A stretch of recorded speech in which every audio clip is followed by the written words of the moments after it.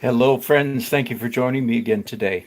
So, I'm going to finish up here, I hope very quickly, this portrait of my granddaughter, Lake, that I started the day before yesterday. Today's Wednesday, right? Yes. I have to think about it. Today is Wednesday. This is one of those weeks where Wednesday comes right after Tuesday, so that should help me here. Started this on Monday. And let me show you the photograph that I was working from. Certainly, I'm not going to repeat. You can go back and watch me. In fact, I think that I'm actually going to take all of these live broadcasts this time, condense it into one time lapse video so you can watch me do this. I'm quite happy, very happy with the likeness. Uh,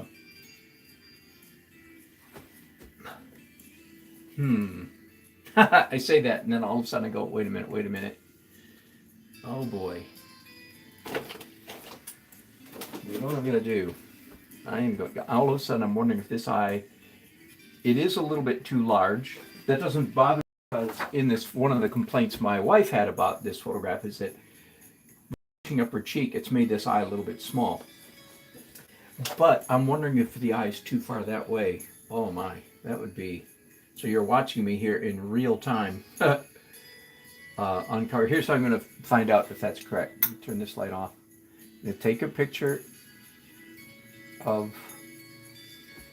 my portrait and then open up, hit edit, transform, flip horizontally, and then save that. Now I should be able to see my errors. Indeed I can. Okay, since far this may end up being a very short video because I don't want, well, we'll see. So now that I have gone that far, let's go back into art apps. And some of you asked me about what app am I using. It's called Photo Collage. It's actually called Photo Collage Editor. I put a link to it in some of the comments beneath the other day. So let me show you another trick. Turn off the ad. And again, you may have seen me do this before, but here we go again. So I'm going to put, first of all,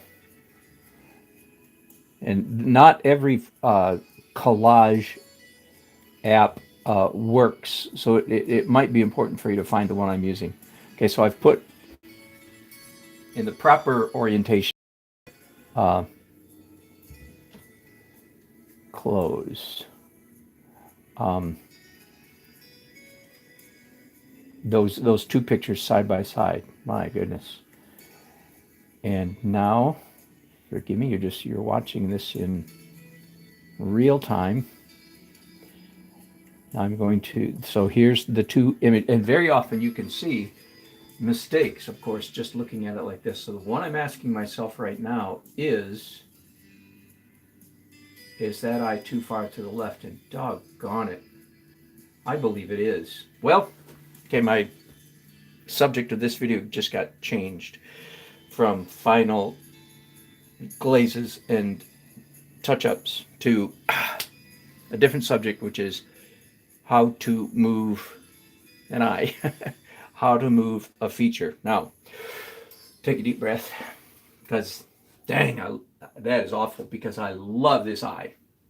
This is one of the pitfalls or stumbling blocks. So that means I won't finish the portrait today. It'll be at least tomorrow before I finish it. Darn. But this would be a good opportunity for me to show you how to move this eye over. The good news is, like, settle down. I'm telling myself, take a deep breath. I'm a trained professional. I can do this. And I know how to do it, and I'm going to show you shortly. But before we go that far, let's finish with this operation here. So I have the two photographs I just took. Now, once again, I'm going to hit edit, transform, and I'm going to flop those images. Now I'm seeing those in mirror image, and that's the key concept here. If you don't understand the magic of a mirror, and a real mirror will work, of course. I'm just using a high-tech mirror here with my phone. If you don't understand the magic of a mirror and you're trying to do portraits, come on, I don't know how to put this. You're just a disaster waiting to happen. You need to look at all of your portraits in a mirror. Now, I'm going to put both of these two things, this and this, right side by side vertically. Okay. So again, are you with me? I hope this isn't confusing. These two images are both the photo and the painting in mirror image. Why is mirror image so important? I've said many times, I don't want to go into great detail. It's what I call portrait blindness. As far as I can tell, everybody suffers from portrait blindness.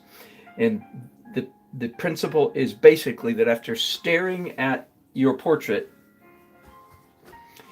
for 15, 20, 25 minutes, maybe different for different people.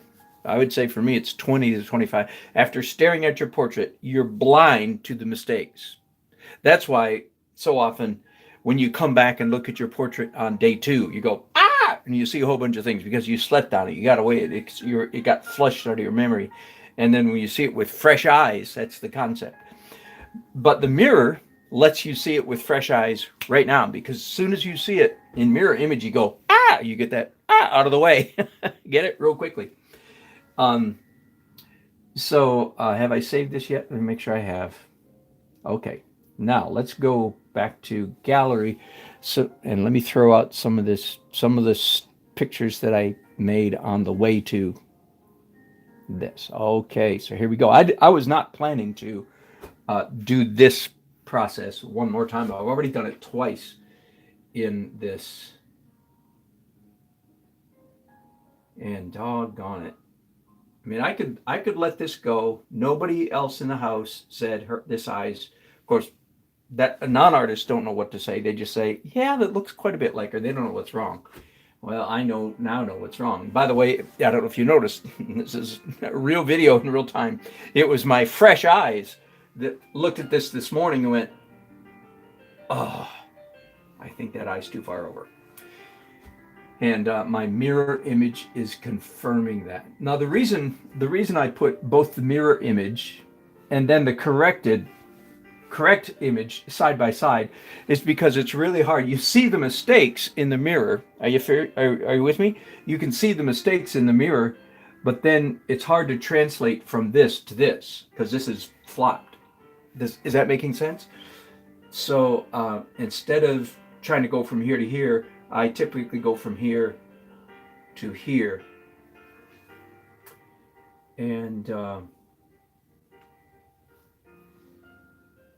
okay, I'm just going to launch right into it. I was all ready to do glazes, and now I am not. So here we go. This is instead turning into a clinic, if you will, a class, a lesson on how to shift features. And don't think that this doesn't happen fairly occasionally in the world of portraiture. And the worst part is what you're witnessing in me right now, which is, dang, I love this eye. This is a perfect eyeball. Can I zoom in for you there so you can really see that eyeball? I want you to there. I want you to see why I love it. And I am going to zoom in pretty far so you can watch me work. And sorry for all the earthquakes I'm giving you here, trying to get this gooseneck. There we go. All right. There is, believe it or not, a process, a formula for how to move features. Again, I love this eye. Bye-bye eye. But here's what you don't do. I'm not going to do this either. You don't take, like white paint and wipe that out. That would be a colossal waste of energy. So what you do instead is we're going to move this eye, I think, about 1/8 of an inch to the right. Okay? And now all of a sudden I need this up here again. And here's how you do it. If we're moving that way, you start at this end of the feature. The feature in this case is an eye. With me? You're going to move the eye that way. You don't start at this end, you start at this end. And you take every single mark and you do it one step at a time and you move it over an eighth of an inch. So you have to be a good gauge. That's not a hard thing. What about her eyebrow? Yes, even her eyebrow has to move over an eighth of an inch. So here we go. I'm going to get my small brushes out. Not the really tiny, not the really tiny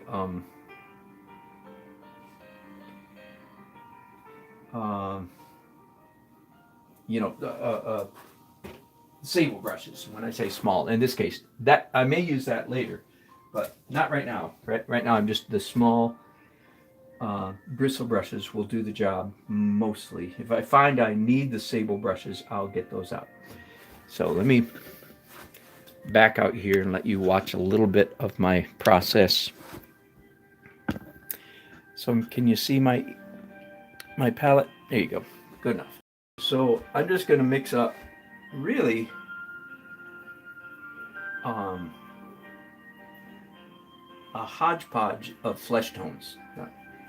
That's a little bit misleading. So let me tell you what I'm going to do. I used the term the other day before yesterday on this video. I used the term color tree or a color run, a row of color. And what I'm going to do here is mix up flesh tone, dark, lighter, lighter, lighter, lighter, lighter, because I do not want this operation, this process of moving her eye. I do not want to take this.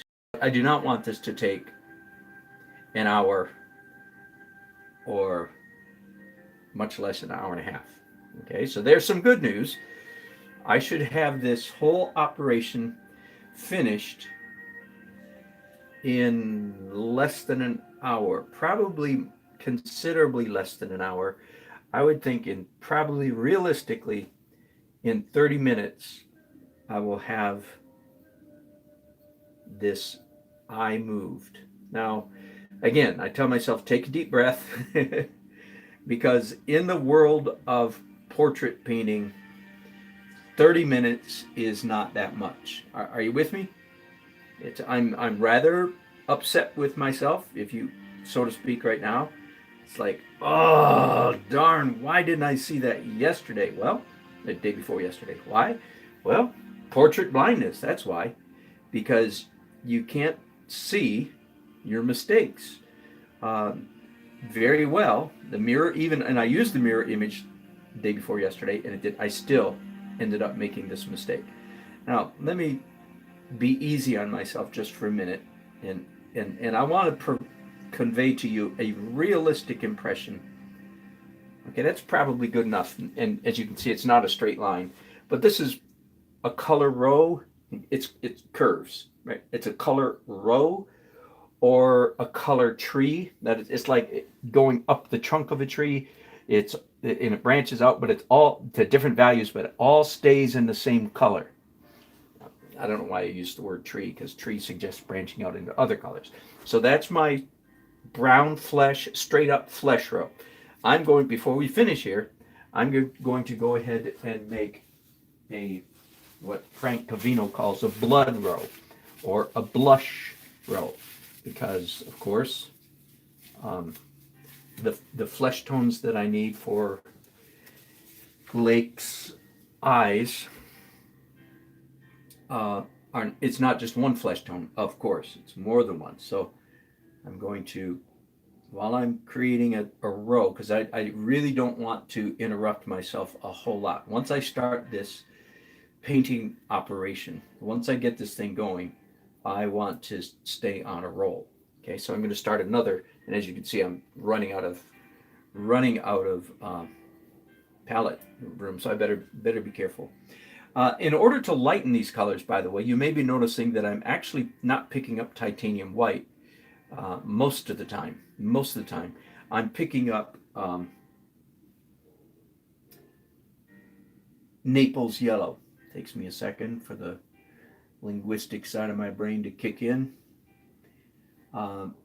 Because if I pick up titanium white, now I did at the very end over here, But if I use titanium white, I'm gonna end up with a washed out color, uh, and it'll be too cool. But if I use what color is Naples yellow? I think I have a tube of it here. I mean, not that the tube will show you, but here's a Daler Rowney Naples yellow. It's, for those of you who know your colors, it's like yellow ochre. It's very opaque. It's yellow ochre, about 3 ticks lighter than yellow ochre. So I've, for the very thing you see me doing here, it's a very, very convenient shortcut for lightening colors. That if you don't want them to get cooler, because titanium white is a cool white, it will add blueness or coolness to your whatever color you're mixing if you use titanium white. So as you can see, I'm making this row go the other direction. So here's my flesh row from dark to light. I don't think I'll need anything darker than that for flesh row. And this is my blush, or what Frank Cavino called the blood row. And yes, I never use virtually, I can't remember the last time I used a palette knife to mix colors, which is kind of funny because that's what technically what palette knives are for, is for mixing colors, right? Now let me look at this a little bit. No, that's a good color. I could actually use a redder row than this perhaps, but no, looking at her eye, I think I'm okay. But again, using Naples yellow is, at the moment, is working out very well. Now at this point, I am going to add some red. So my this is legal, but understand my blood row just took a little shift. Like it's the same color 1, 2, 3, 4, 5, 6 times, but on the 7th stage, I added a little more red to it, a little more blood, a little more blush. And now I'm going to continue on that, in that vein, a little bit lighter. I have other things to touch up in this painting that I had seen. That was really what just happened a few minutes ago. It was completely unplanned and quite unusual.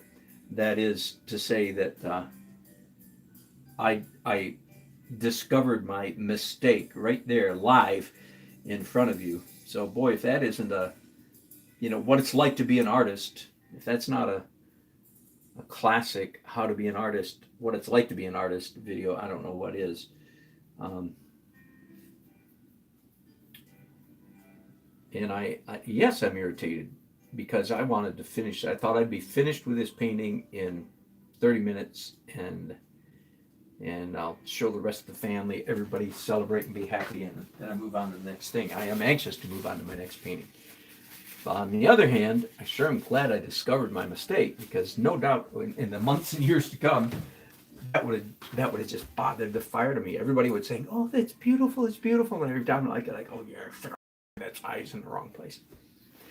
I was gonna say I never use palette knives. You don't have to be like me in that regard. That's just me.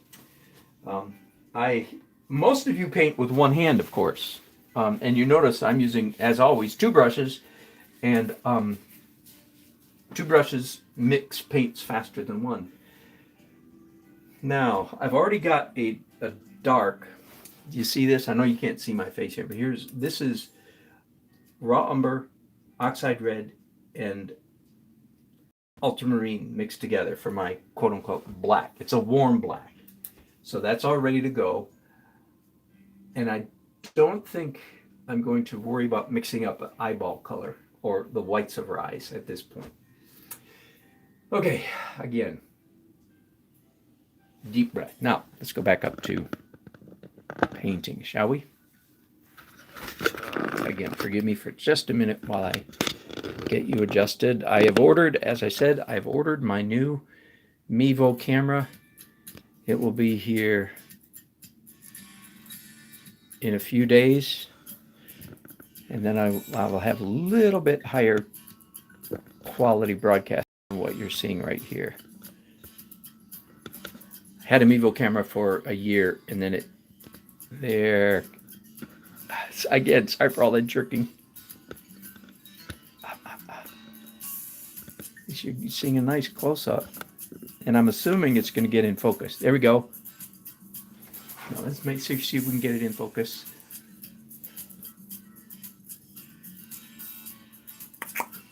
Not quite, right? Not quite in focus.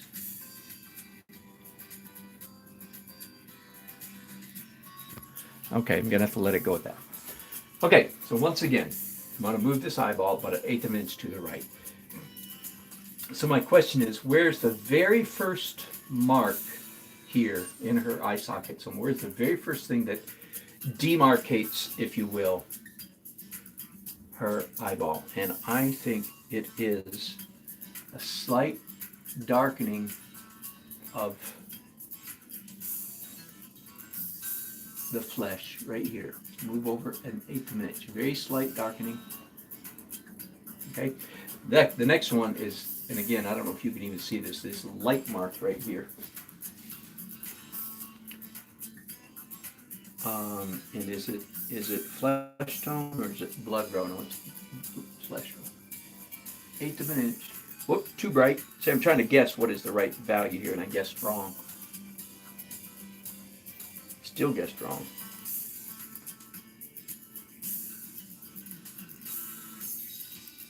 Now, see, the reason you start at this end, not this end, is because if you started painting over, you would lose information as you went from left to right. But here, I'm always looking at the next item to the left, which is still there, unmarked, and just moving it that way. Okay, so now, now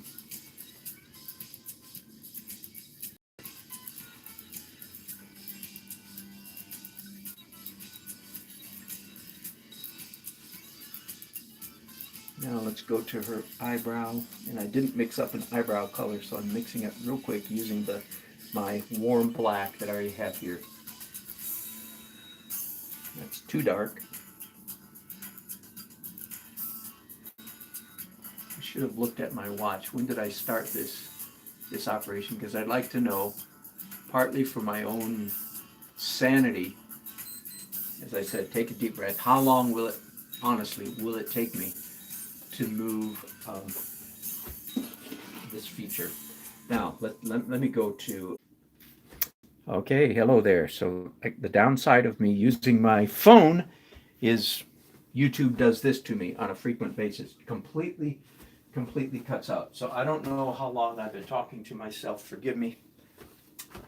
To say that's irritating is an extraordinary understatement. I am so irritated by that. I could spit. But anyway, I don't have to dump that on you.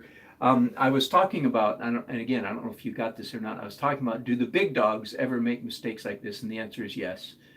And then I started ragging on my dear mentor, Daniel Green. I had seen him make just exactly this kind of mistake, and not catch it, by the way.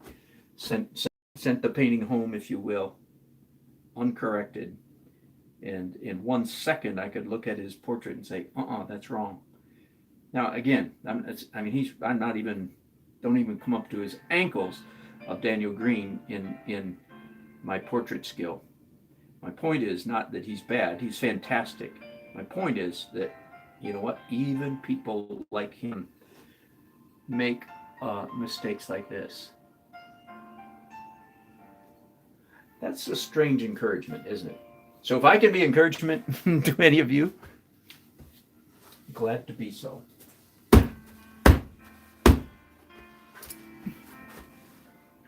Am I broadcasting? I think I am. Hey, now this looks very weird, right? Good. You think that looks weird? You are on the right track. You're tracking with me. That looks weird. Not to worry. Okay, so I was saying, if I can be of encouragement to you by showing you that people, at least as good or bad as I am, whichever you like to call me, you say, I have to watch this guy on YouTube. He's really bad at portraits, but he sure teaches a lot. Okay, if that's the description you have of me, then so be it. But I did find some strange encouragement in discovering, one of the big dogs. So my answer is, yeah, they all make Probably not certainly not as often as I do. Certainly not as often as I make that mistake. But they do. Now, and here I am also, by the way, as you can see, not painting with two hands. All right, there is a time and a place for everything. I have reverted all the way back to my monodexterity instead of ambidexterity. I'm painting with one hand. Unfortunately, all this stuff is dry, so I can actually rest my hand right on the painting. And I'm also having to mix up eyeball color. I brought 2 days ago, when I was getting close to finished on this painting, I actually brought little Lakey up here and had her open her eyes real wide and look up at me so I could see the color of her eyes. And they're just about, I would say, a perfect hazel, which the word perfect and hazel are kind of, that's an oxymoron. They're neither blue nor green nor gray. Bluish, greenish, grayish. And, but it is real a distinctive benefit of having. Let's see if I can zoom you in just a little bit. Whoa, that's not a little bit. And it might be out of focus. Let me, again, try to give you a little bit of a quake and see if I can get that to come in focus for you. Again, sorry about all the shaking. Now, will it get in focus? Isn't that strange? It should be in focus, and it's just not. And by the way, you see that from that to that? Evidently, that's a function of the camera, my phone itself, and it's something I can't control. Okay, so I'm going to change strategy here, move the camera closer. Okay, is that in focus? Let me see if I have anybody chatting with me yet. Okay, there we go. So right at this point, you can clearly see, basically, this whole half from half of her eye, from that point over, it's already finished. And it didn't take, once I started painting, it's taken me maybe 10 minutes. So here's where, and I just have to finish. So you can see right here, there's two dots of reflection. One is the correct one, and one is the old one. So again, just step by step. So I was so relieved when I discovered this years ago, that when you're doing a portrait and you find a feature, mouth, nose, eyes, ears, whatever it may be, and it's perfect, but it's out of position, don't despair too much. You despair a little bit, like I did a little while ago. Despair a little bit, but not too much, because it turns out, if you've nailed the feature, in this case the eye, if you've nailed it once, it's not going to be that hard, as it turns out, to nail it the second time. To just move it over, because I'm being very mechanical about it. Very OC, obsessive compulsive. Hopefully not OCD, just OC about it. Okay, so you see little by little, and it's not taking that long. Her eye is moving to the right. And of course, after I've done all this very mechanical method, I'll take a deep breath and look at this eye afresh and compare it to the photograph, of course, and make adjustments from there. So I don't expect this mechanical method. Here I'm actually making some modifications that I don't think I even included in the original. Now this little crease, tiny little crease in the bag under yeah, it's just inappropriate to call on a 5-year-old child to call it the bag under her eye, but I'm going to call it that. It has a little crease, and I talked quite a bit the other day about how to render creases. I'll just repeat it right here, since here I am doing it again. How do you draw creases in skin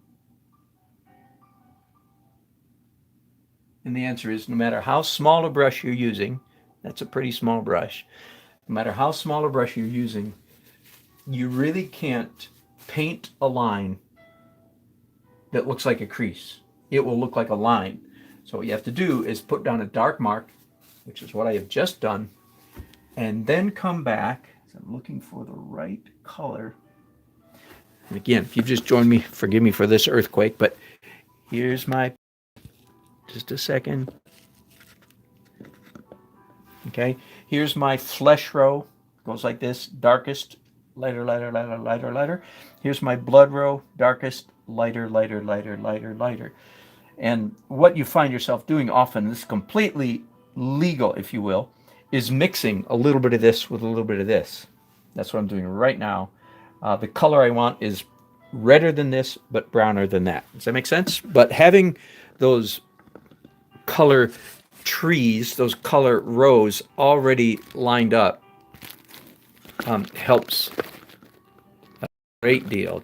Saves time in the painting process. So again, back to the crease in the, once you've put down the dark mark, then you follow up by coming back with the light flesh tone that is on either side of that crease, and you paint that last like a dark line. Let me take a classic example. Many high school kids, millions of high school kids over the years have painted the proverbial or the quintessential American Indian chief, old Sitting Bull like Indian face, looking very sad, etc., etc., etc., filled with wrinkles, a lifetime of squinting in the sun. The face, you got the idea? The quintessential Native American Indian face filled with wrinkles. And most of the time,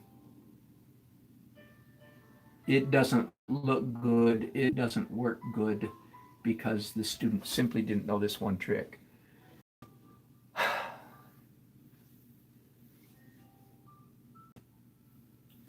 going to, the bag, the crease underneath her eyelid also needs to move that one. I haven't done that yet, so let's go ahead and do this. At the moment, I thought I'd be doing more of this with a bristle brush, but I'm not. Just finding it too blunt of a tool. So here we go again. Dark line does not work. Does not look like a crease. It looks like a dark line. So you have to come and follow up that stroke by painting light skin flesh tone right up to and skinny up that dark line as much as you need to. By the way, one of the changes I'm going to make here is that yesterday I have the blush in her cheek too far that way. That was one mistake that I did know about yesterday when I was looking at this painting. Okay, I'm all the way, and I'm one of the impressions I would like to leave for those of you both of you who may watch this video from beginning to end. One of the impressions I would like to leave you with is like, oh, well, that wasn't that hard. Correct. It's not that hard. It's irritating. You hate to screw up. You don't like when you think you're done and then discover you're not done. But as portraits go, this 30 minutes, say, that it's taking me to make these corrections is not that bad, right? That's what I was doing back when I was taking a deep breath and keeping myself from going making primeval dinosaur sounds. Primeval dinosaur. We have 4 kids living in our house these days. They're gone today, by the way. And so we're very familiar with the primeval dinosaur squall. Kids do it naturally. Very close. So it almost looks, the only thing is that the eye trails off a little bit too long here on the right. So I'm still working on it. Let me see. What do I move next? Man,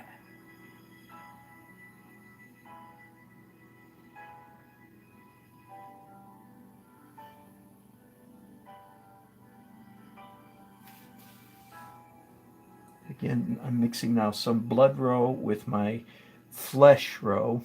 Those are the two terms that Frank Cavino used. Some of you don't know who Frank Cavino is. You can Google him. He's a very, very popular teacher. Passed away sometime in the last 10 years.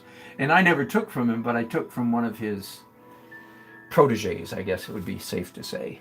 One of his big student fan people. So I learned all the Frank Cavino stuff second. It was very worth learning, by the way. It was in that class that I did my painting of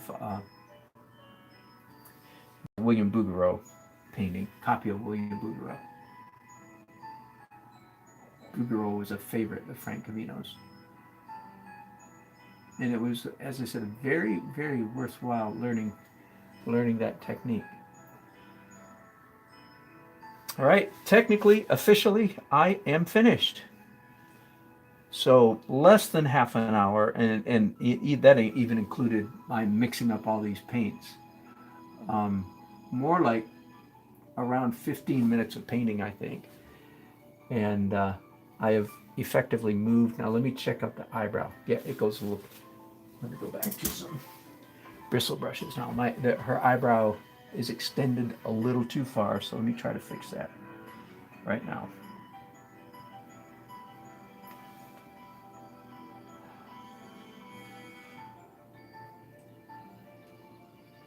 And of course, as you can see here, I'm now painting the right way, just looking at my reference and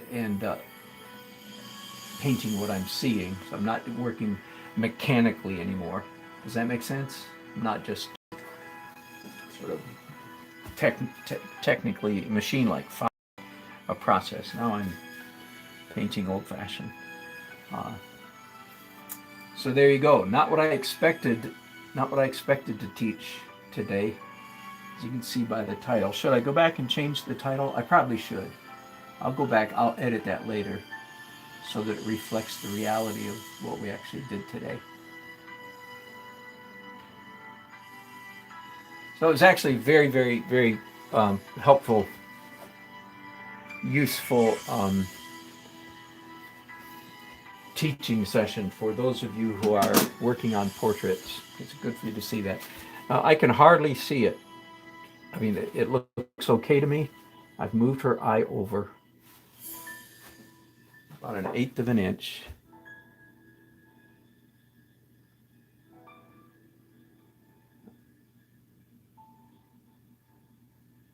I need to make this eye, need to scrunch it down just a little bit. So again, I won't broadcasting while I do that. That's just typical refinements. You look, you examine, you squint, you look again, and I'll stop this broadcast. Let me tell you where we're going from here. Then, I can't really do the next thing to this portrait.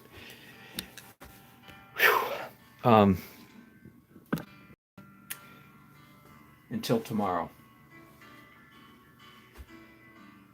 I'll tell you what I was going to do today, and then I'll probably do it tomorrow. I was going to do a transparent glaze, very, very, very thin, because the color is pretty good, just the way it is. But a glaze gives you just that microscopic control. You can tweak your colors just like in Photoshop, like on your computer, that hyper control very easily. You can shift it. So I was going to warm this up just a tiny bit and then make corrections. I need to do a correction on this finger, tiny bit on her lip, bottom of her nose. That was the big one. And now I have to do all that tomorrow. But in the meantime, this afternoon, I'm going to do, while this is drying, I'm going to start a completely new painting, new broadcast downstairs, my downstairs studio, since we don't have kids in the house. So it should be fairly quiet. And I'm going to start a brand new painting called Traffic. Thanks. If you like this, you're nuts. What's wrong with you? Don't you people have lives? Yeah, both of you who are watching right now. Anyway, thank you. If you like it, share with somebody who needs to watch this. Thanks. Bye-bye.